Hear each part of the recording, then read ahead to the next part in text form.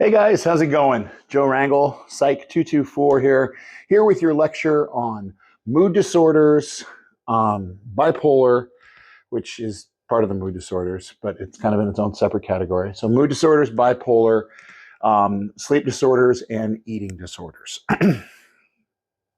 This first lecture is just going to cover the mood disorders and bipolar. We'll do the sleep disorders and eating disorders in a separate one. All the information is going to be coming out of our textbook here, Abnormal Psychology, 6th edition, Integrative Approach, or excuse me, this is the 7th edition, Integrative Approach by Barlow and Durand. Okay, so let's just jump right in with the mood disorders. First thing you need to know going into this is that depression, major depressive disorder, is the #1 most diagnosed psychological disorder and one of the most diagnosed illnesses, period, in the United States of America. It is pervasive. It's everywhere. And the chances are, statistically, at some point in your life, you or somebody you know is going to experience it if you have not already. And if you have experienced it, the chances are you may experience it again. Major depressive disorder does occur on a continuum. It can be incredibly serious and life-threatening. And make no mistake about that. Left untreated, major depressive disorder is a life-threatening illness. Or it can be on kind of the lower end of the continuum. And I wouldn't say insignificant because it's never insignificant, but just hamper and wreck your life as opposed to actually being life-threatening. Either way, it is a disorder that is very treatable.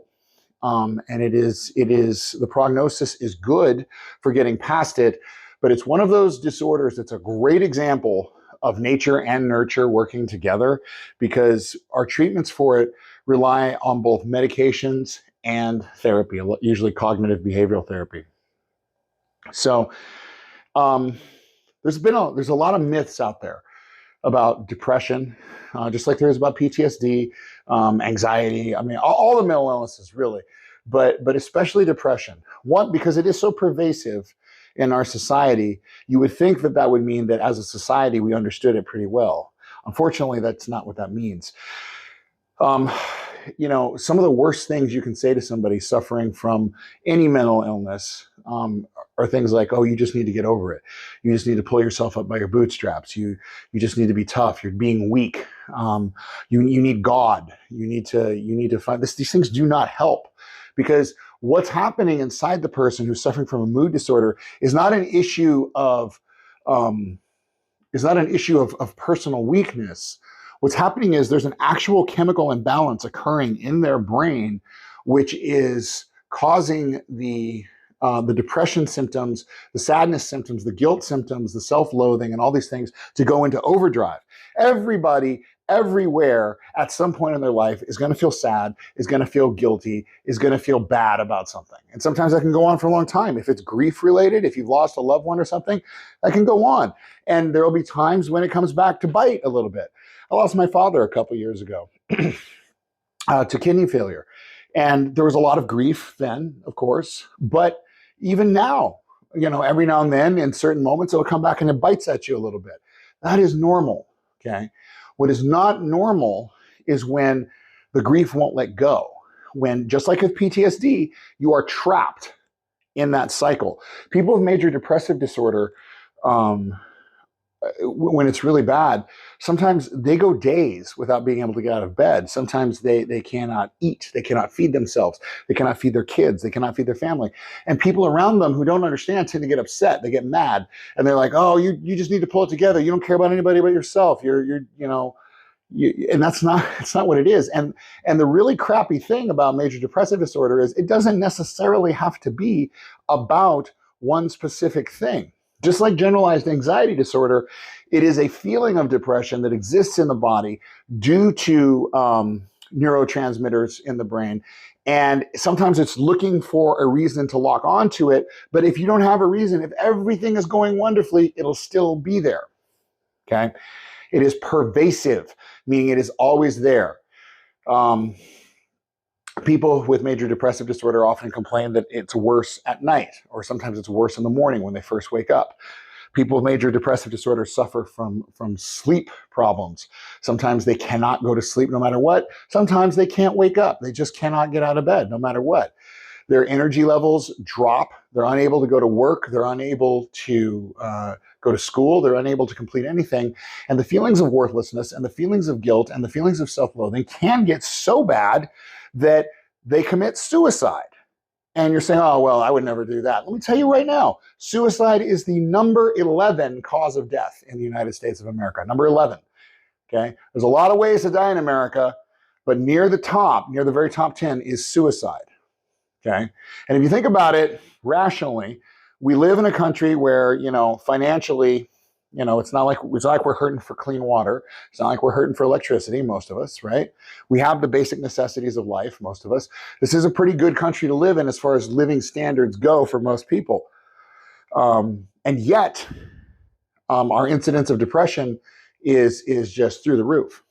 We are one of the wealthiest countries in the world, and our incidence of depression is through the roof. We are one of the most successful countries. Our Americans tend to be very, very successful in business, and yet we still have depression that goes through the roof. Look at Robin Williams, okay? This guy is a beloved actor and comedian, and I know that a lot of the people in my class may be too young to really remember when he was in his heyday, but we're talking about just one of the all-time coolest dudes that ever existed, right? He was the genie in Aladdin.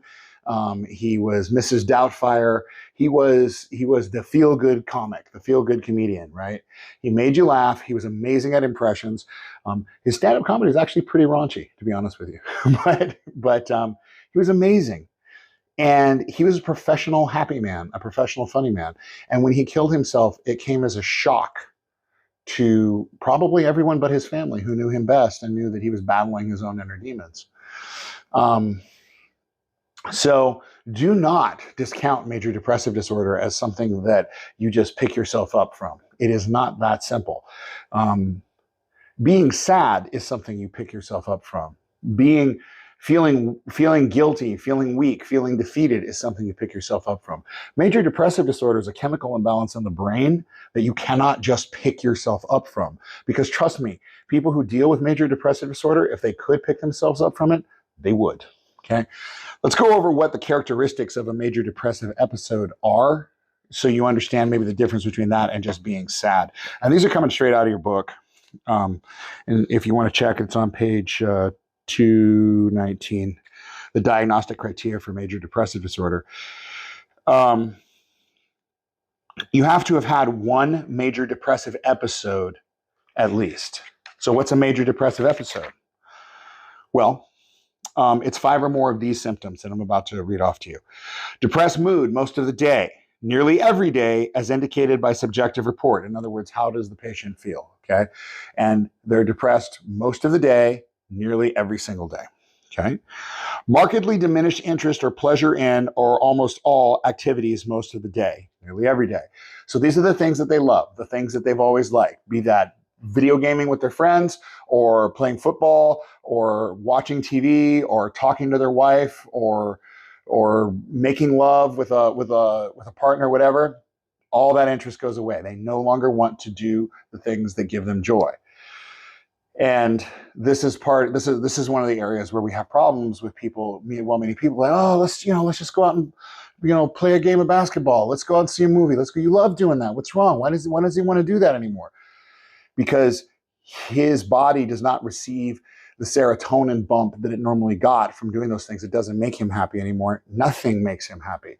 So pro tip, when one of your friends or family members suddenly loses interest in doing the things that used to define them as something they love, they might be suffering from depression and hiding it from you. Significant weight loss when not dieting, or weight gain when not trying to gain weight. Okay. All of a sudden, this person just, boom, drops weight. Or all of a sudden they blow up, right? You're like, what happened? What's going on, right? When somebody suddenly puts on a lot of weight, we especially as guys, we tend to make fun of them. We tend to joke around like, oh man, you're getting fat, blah, blah, blah. Hey man, check it out. Something is happening that is changing what they're doing. And you may have heard the joke before in comedies or something, it's just a cookie. It's not in your feelings, Well, there's a reason that joke exists, is because a lot of times one of the few things that people with depression will be able to get a serotonin bump from is eating. It creates positive endorphins. So we'll see sometimes binge eating on their part. Sometimes we'll see them not eat at all. They just don't have the energy, and they will literally stop eating. Okay. By the way, that can kill you. Insomnia or hypersomnia nearly every day. Insomnia, you can't sleep. We'll talk about it more in sleep disorders, but insomnia, you cannot sleep. Hypersomnia is you can't wake up. You are literally always wanting to go to bed. You are literally always wanting to fall asleep. Now, just so you know, I'm always tired. I imagine some of you guys are always tired. You're college students. I'm a college teacher. I'm also a student still at the doctorate level. Okay, so any one of these symptoms doesn't give you major depressive disorder. You actually need 5 or more of these. Psychomotor agitation or retardation nearly every day. In other words, your mind-motor connection isn't working, right? Like you throw the person a ball and they catch it. You throw them to catch it, all of a sudden they can't seem to make that work. They can't hold onto their keys. They can't drive a car properly. They're all over the road, right? They're losing that mind-muscle connection. If they're a gamer, all of a sudden they can't get the reticle on the enemy. Okay, they're losing their mind-motor skill connection. Fatigue or loss of energy nearly every day. That goes along with the hypersomnia, but fatigue or loss of energy, they're just tired. They're always tired. They could sleep for 36 hours straight. They would still always be tired. Feelings of worthlessness or excessive inappropriate guilt, which may be delusional nearly every day. That's important. So feelings of worthlessness or excessive guilt. We've all done things we shouldn't have done in our life. We've all hurt somebody's feelings. We've all done something wrong. Everybody has. Everybody will. If you've never have, you will, I promise. Okay? And it's normal to feel a little guilty about that. People with major depressive disorder take that on as an identity. Okay? I am worthless. I am not worthy of love. Nobody will ever love me. And the people who say they love me are lying. They don't really love me. They would be better if I was gone. Nobody actually loves me. I am not likable. I am not lovable. I am not attractive. I am not smart enough to hold a job. I am not capable enough. I am not strong. I am nothing. Okay? To the point where it can be delusional. And this is where we start leaving behind just the regular, pull yourself out of your little sadness hole. Because when you start having delusions, we start talking about things like schizophrenia. When you have delusions, we talk about psychotic experiences. Their sense of self-worth is so low that it reaches the delusional phase. And why do we say it's delusional? Because their sense of self-worth gets so low that they honestly believe the world would be improved if they weren't here. And there is where we start to get towards the whole suicide issue. Okay? All right. Almost done. Diminished ability to think or concentrate, or indecisiveness, also ability to speak, nearly every single day. You got somebody who was good in school or good at math or just average, whatever, and all of a sudden they can't make simple decisions. Like they can't make simple decisions. Hey, Joe, what do you want for dinner tonight? And they can't do it because the very act of trying to come up with the psychic energy to make that decision makes them want to go to sleep because their brain is working on absolute minimum resources. Okay, they can't make decisions. They can't make thought. You give them a math test, forget about it. Okay. Then again, for some of us, you give us a math test anyway, forget about it. Reoccurrent thoughts of death, not just fear of dying, but thoughts of death, recurrent suicidal ideation without a specific plan, or a suicide attempt or a specific plan for committing suicide. Okay. I'm gonna freak you all out here. It is normal to occasionally think about killing yourself. It is normal to occasionally think about killing somebody else. I don't mean in a serial killer kind of way. I mean in a driving down the road, someone's walking across the road and thinking, wonder what would happen if my car hit them. Like in that morbid kind of, thought. I think like, well, that would suck. I don't want to do that. Right. And I'm also not talking about, oh my God, I'm so embarrassed. I want to die. That's not what I'm talking about. I'm talking about an obsession with death, an obsession with not wanting to be here. Most people that commit suicide don't really want to die so much as they want the pain to stop. And this is the only way they can think of to make it happen. And culturally speaking, that is a distinctly American way of looking at it. Because when you talk about like honor suicides and other versions of suicide in different cultures, the Japanese culture, traditional Japanese Bushido culture, not modern Japanese culture, comes to mind. We talk about people committing suicide out of honor. It's still a delusional thing to want to kill yourself, but when you look at it from those two different perspectives, you can see that there is really a nurture influence on the impact of suicide. In Western culture, we do not conduct honor suicides. We do not conduct mercy suicides. And that was a big thing too when that started happening, when the assisted suicide things were starting to occur. So. And people fall in on both sides of the spectrum on that, because culturally speaking, we're supposed to want to fight to the very, very last breath in our body and keep going no matter what, no matter how bad it goes. That's a cultural thing. From a depression point of view, though, we're past that. That's not even on the radar. What we're talking about is, I am worthless. The world would be better off without me. I should die. And obsession with dying, making plans for dying, having elaborate schemes, writing out death notes, those kind of things, and making attempts. Now, some people said, oh, when somebody's makes suicide attempts, they're just looking for attention. When I was a cop, I used to go to a gazillion suicide attempt calls.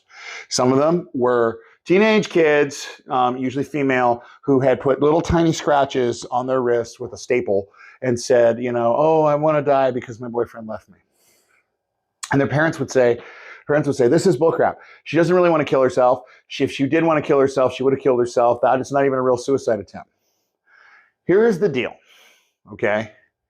You are absolutely right. That is just a cry for help. But here's the flip side of that.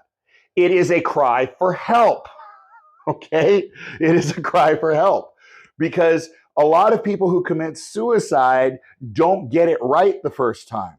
We see what's called hesitation marks. Sometimes when they do it by firearm, we see 2 rounds fired out of the gun. The first time I went to a death scene as a very young rookie, and there were 2 rounds fired out of. But he fired it once to make sure it worked. That is extremely common in suicides. It is extremely common for people to build up to it. So if you have that friend who's doing it, quote unquote, for attention as a cry for help, I strongly suggest we get them the help. Okay. I'm not saying we coddle them and go buy them a PS5. By the way, if you know where to get one, let me know. But I am saying we need to step in and get them that help that they need. Okay. Because those are the things that build up to more serious attempts. The symptoms cause clinically significant distress or impairment. Okay. And this is going to be true with every single disorder. Period. Remember, I told you a couple lectures ago, listen, we're going to go over these things and you're going to say, oh, wait, I got that. Oh, wait, I got that. Oh, wait, I got that. Okay. The symptoms have to be of such a magnitude, such a strength that they're actually causing significant distress in your ability to conduct your life. Okay. Significant impairment in your ability to conduct life. All right. I'm not talking about, damn, man, I feel like crap today. I'm talking about, I haven't gone to work for a week. Okay. I'm talking about, I haven't eaten. Okay. Not like, man, I'm really bummed that my mom passed and I just don't feel like eating tonight. That's not the same thing. It's, my mom passed 3 years ago and I've eaten once a week since then. That's what I'm talking about. Okay. The symptoms are not due to any other physiological effects of a substance. So whatever of those symptoms I just listed, it's not because you took a drug. It's not because you drank a lot. It's not because of you got hit on the head really bad and it's causing brain damage. There's no other cause for it. All right. So of all that list of symptoms I just ran down, you need 5 of them to be in a major depressive episode. All right. So once we've determined that a major depressive episode actually exists, then here is how we diagnose somebody with major depressive disorder. First of all, they need to have at least 1 major depressive episode, okay, which is what we just went down. 2, the occurrence of the depressive episode is not better explained by schizophrenia, schizophreniform disorder, delusional disorder, or other specified, unspecified schizophrenia spectrum and other psychotic disorders.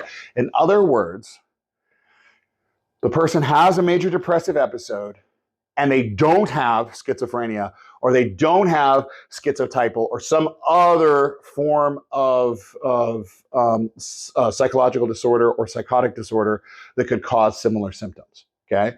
So they've got 5 of those symptoms, and it's not because of this already diagnosed disorder.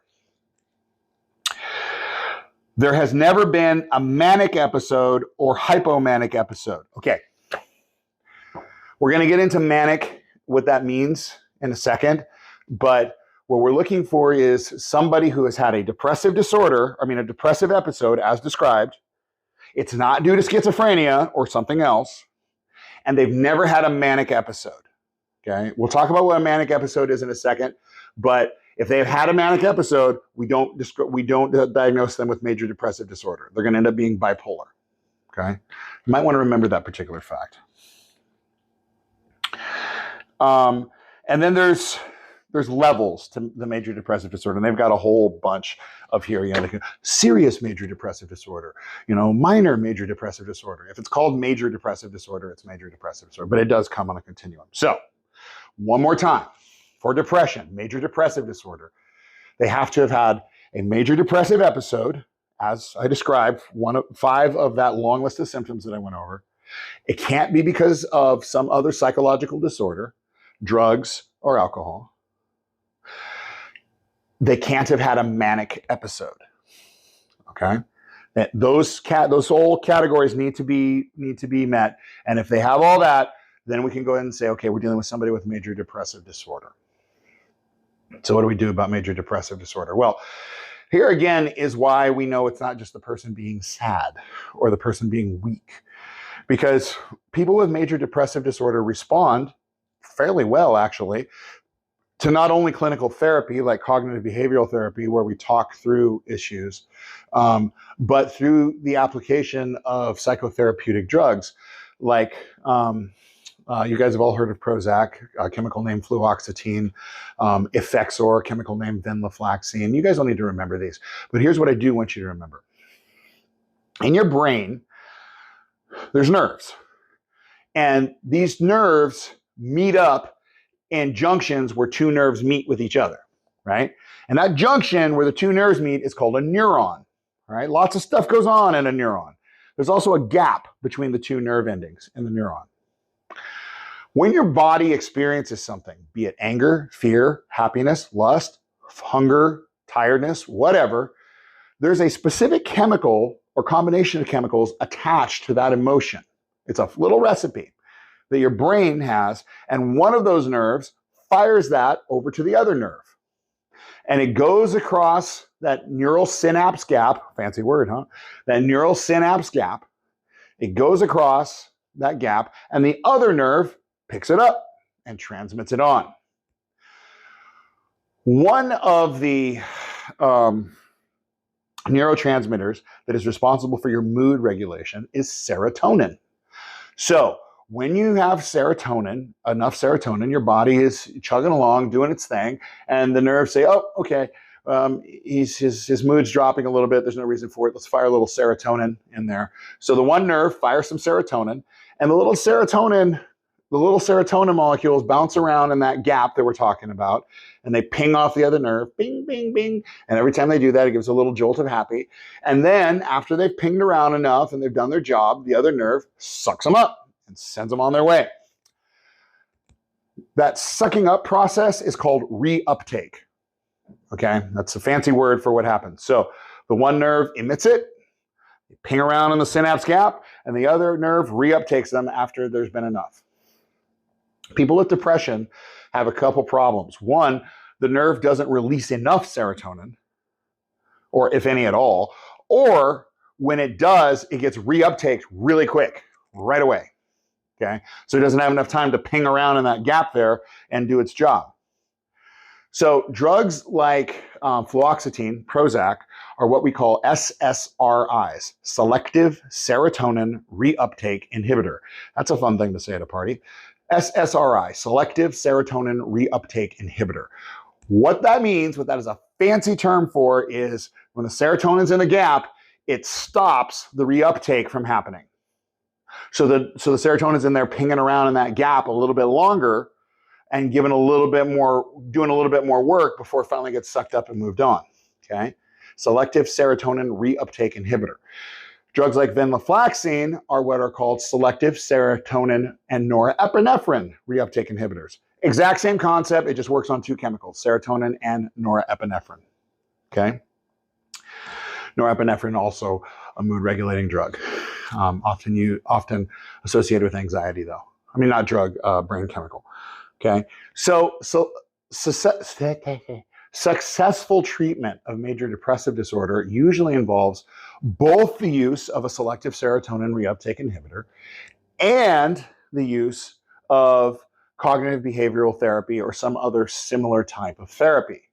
And the therapy, if you've ever been, you understand, but if you've never been, a lot of people think you just lay on the couch, you say, I'm sad, and the doctor says, tell me why you're sad. And that's not how it works. Cognitive behavioral therapy is all about the patient telling the psychologist what they feel, and the psychologist asking them to explain why they think that's appropriate.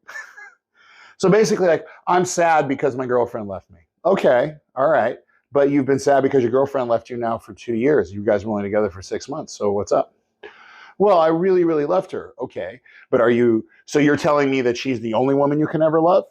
Well, no, I mean, it's possible for me to love her, but she really broke my heart, and I really feel like it was my fault. And you feel like it was your fault because of this and that. Cognitive behavioral therapy works on the cognitions or the thoughts of the person to help break that cycle of guilt, to help break that cycle of disordered thought that is helping to keep the depression alive. So the drugs work on the chemicals in the brain. The therapy works on the behaviors. Okay, and those together can come through and help. Depression can go into remission, just like cancer, just like leukemia. It can go into remission where the person kind of comes out of it for a while, and it can come back. Okay. Usually people aren't just cured, okay? Most people who suffer from depression, the depression will last for about 6 months, and then it will slowly start to go away into remission.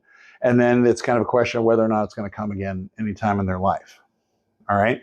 So there's also a potential genetic component to depression. We find that if somebody in your family, your parent or somebody has suffered from depression, you are more likely to suffer from depression. Again, we have not isolated some gene or chromosome that is the depression gene, but there is a likelihood if you've had mental illness in your close family. Is that biological or is it environmental? I don't know. Okay, we don't know. Anyone who says they do know is lying. Okay, because it could be biological, right? Maybe I inherited this from my mom, or it could be environmental. This is what I saw. This is how I learned people handle things, right? And maybe it's a combination of both. I'm predisposed to it. I've already got serotonin problems in my brain, and this is how I saw it happen. And, you see what I'm saying? So, and the fact that it's probably both is really, really bolstered by the fact that it's treated by both medication and therapy. All right?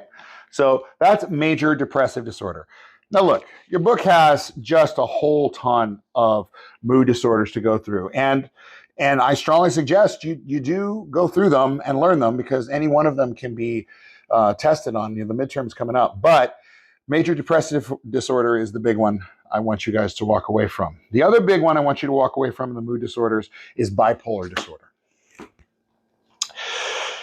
I got to tell you, When I was a young police officer on the street, it felt like every single person that I had to deal with on the street, not bank robbers, not rapists, not murderers, but every person on the street who was just out there causing havoc for other people told me they were bipolar. And it got to the point where I thought, okay, so this must be overdiagnosed, or they must be full of crap. But actually, now that I'm somewhat educated on the topic, I get it. The fact of the matter is that bipolar people aren't necessarily prone to become criminals. I didn't mean to say that. That's not what I'm getting at. But what I am getting at is this. If a person who is not normally prone to erratic behavior suddenly starts committing erratic behavior, there might be bipolar involved. Now, this is one of those diseases that people think when somebody has mood swings, oh yeah, he's bipolar. Oh yeah, she's so bipolar, right? She has mood swings, like she's happy one minute and the next she's all pissed and angry. That's not bipolar, okay? That's mood swings. That's what that is. Could be a psychological problem. Could be that they're hungry, okay? But bipolar disorder, take major depressive disorder, everything we just talked about, and every now and then, the depression goes away and mania or a manic episode sets in. A long time ago, this was called manic depressive disorder. And people would say they were manic depressives. I knew that I was talking to somebody who didn't know what they were talking about when they say, I have bipolar manic depression. There's no such thing as bipolar manic depression. It's either bipolar, or if you're old, it's manic depression. But the two are the same. Bipolar is actually a better name for it, because the term bi means two, and polar means, like if you think of the Earth, the two poles, North and South Pole, the exact opposite ends of something. So bipolar people exist on both opposite poles of the spectrum of mood. And you may think, oh, what's wrong with being super happy? They're not super happy. I guess in many cases they are. They can also get super irritated, super angry, and super pretty much anything that's not depressed. When the manic episode hits, these people go into a nigh on psychotic phase. I've seen people in the manic episode who thought they could fly. You can understand why that would be dangerous. Who spent literally every cent in their bank account on shopping sprees for stuff that they could not afford, did not need. They spent their kids' food money. They spent their entire savings for their entire family on things that they didn't need or didn't want, had no business purchasing given their socioeconomic status. I've seen people in manic episodes quit their jobs because they were absolutely convinced they were going to be the next Elon Musk or whatever, because they had some fantastic idea that was going to revolutionize the world, when really it really wasn't. People in manic episodes are potentially dangerous to themselves. And not always. I mean, just like everything, there's a continuum. But when a person is in the grip of a very, very bad manic episode, they lose touch with reality. They lose touch with the ability to think rationally. And, that we see just these extreme behaviors, extreme, almost psychotic behaviors, believing that they can fly, believing that they're bulletproof, believing that they can spend all the money in the world and it won't matter. They can go to Vegas and gamble everything because it doesn't matter, because they're destined to win. They can have sex with anyone they want, and they engage in these really crazy, sexually promiscuous adventures that ruin their marriages, ruin their lives, give them STDs, get them pregnant, get them dead. They very rarely are outwardly violent to people, but if you get in their way, you can get hurt by accident. Although they can be very, very, very irritable and easily irritated if you're not buying into their plans. And when someone's in a manic episode, you can usually know it because you can't really understand anything they're saying, because they sound like somebody who's on ice or methamphetamines. They talk a mile a minute. The sentences all run together. They don't make any sense. In their mind, it makes perfect sense, but out here in the real world, it's just word mash, right? And sometimes they won't sleep for days and days at a time. So you can see this isn't this isn't just, oh, Sally in marketing had a mood swing. This is a psychotic episode, which is potentially disastrous because now they have an overload of serotonin and dopamine going on in their brain. They have too much in there, and then so they ride this neon psychotic high, which very much mimics a methamphetamine high. They ride this high, and then all of a sudden they crash. And the serotonin goes away. The body stops producing it. It downregulates because there was too much, so it stops producing it. They crash, it goes away, and now they're in a major depressive disorder. Compounded by the fact that they also may feel guilt, trauma, worry, some very real concern over what they did while they were manic, right? It's a very Jekyll and Hyde sort of situation. And again, some people who are bipolar do not have that extreme of a reaction, and some do. The medications for bipolar are important because while bipolar does have some environmental influences to it, it is largely a problem of brain chemistry. It is largely an issue of brain chemistry and largely needs to be tackled with those types of medicines.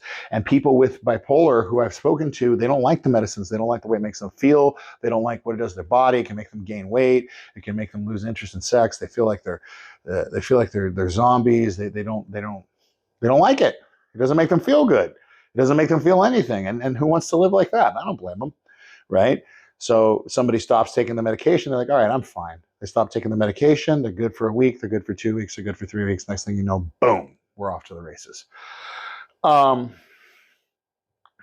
Bipolar is definitely something people can live with.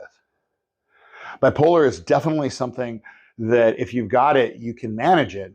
But if somebody with bipolar doesn't have a support system to know that they've got bipolar, if they don't have somebody to say, hey, whoa, we need to go to a doctor, we need to talk. And if they don't have something in place, if they're just left to their own devices, because a lot of this emerges in the teenage years, and if they just get saddled with a criminal record, right? Because when they're in that manic phase, who knows what the hell they're going to do, right? Break a window, drunk drive, engage in some low-level sexual assault at a club or what. I mean, who knows? Do drugs? Who knows what they're going to do, right? Boom, they get saddled with a criminal record, and now you've got somebody with a mental illness, a diagnosable mental illness, walking around with a criminal record, and they're in the system. And it's hard to get out of the system once you're in the system. And, this kind of thing can ruin your life. So when bipolar disorder rears its head, it's pretty important to get this person diagnosed and treated, right? And if you are the person with bipolar disorder, it's really important to stick to the treatment plan. I had this wonderful way of putting it. I heard from a person with bipolar disorder. They happen to be a stand-up comic, and it was part of their routine. And I'm not going to try and be funny about it because I don't want to diminish it, but they said this wonderful thing. They said, having bipolar disorder is like not being able to swim. It's nothing to be ashamed of. And sometimes it can be hard to go everywhere. But, it's okay because there's water floaties, and you can wear your water floaties and you'll be all right. Water floaties being the treatment. The problem is a lot of the times we feel silly or bad because we have to use our water floaties. So we take our water floaties off and then we go jump in the deep end of the pool, and it becomes a problem for everyone else around us, and people have to try and save us. And that's not okay. We need to take responsibility for our own issues and wear our damn water floaties, And what she's trying to say is, look, you got bipolar disorder. It's nothing to be ashamed of. It's something you can deal with. It's something you can manage, but you got to go with the treatment. You got to do it, because if you don't, things are going to go bad. You're going to drown, or you're going to make life very, very difficult for everyone else around you. And I thought that was a pretty good way of looking at it. It's actually true for a lot of the non-psychotic mental illnesses. Anyway, so there you go. Major depressive disorder, and its way more energetic cousin, bipolar disorder. All right. I hope you guys found this interesting, and I hope you guys are studying up for the midterm, because this one is kind of a doozy. All right. I'll talk to you guys soon. Aloha.